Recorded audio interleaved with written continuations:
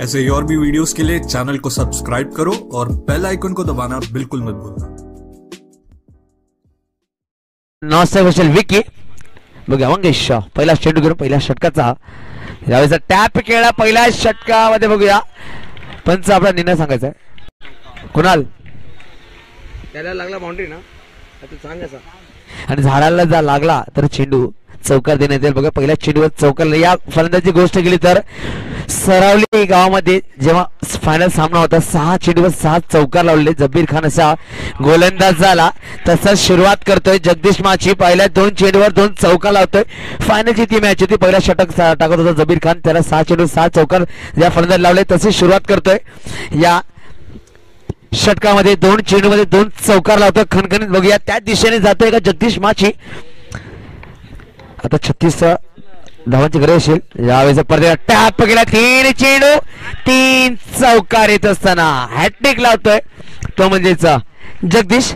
चला मी आयोजकांना कॉल करेल टॉस करून घ्यायचंय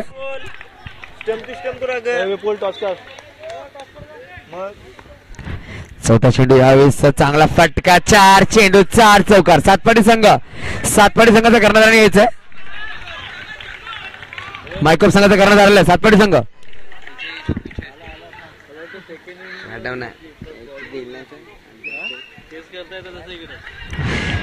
4 चेंडू आणि 4 चौकार खणखणीत चौकार बघूया 5वा चेंडू मंगेश 5 चेंडू 5 चौकार बघूया तो सामना सगळ्यांच्या लक्षामध्ये असेल तो लाईव्ह नव्हता पण हा सामना लाईव्ह आहे बघूया शेवटच्या चेंडू मध्ये एक चौकार लावतोय का त्या मॅच ची रिप्ले आम्हाला बघायला देतोय का बघूया जगदीश समोर असेल मंगेश टॅप यावेळी 6 चेंडू 6 चौकार त्या इतिहासाला परत रचला परंतु यावेळेस गोलंदाज दुसरा होता त्यावेळेस गोलंदाज दुसरा होता 6 चेंडू